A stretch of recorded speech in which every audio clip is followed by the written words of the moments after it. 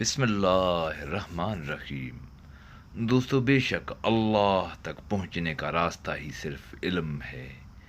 ये रूए ज़मीन का ज़र्रा ज़र्रा सांस के बाद जो हिला रहा है वो सिर्फ इल्म ही हिला रहा है, इल्म से ही हिल रहा है।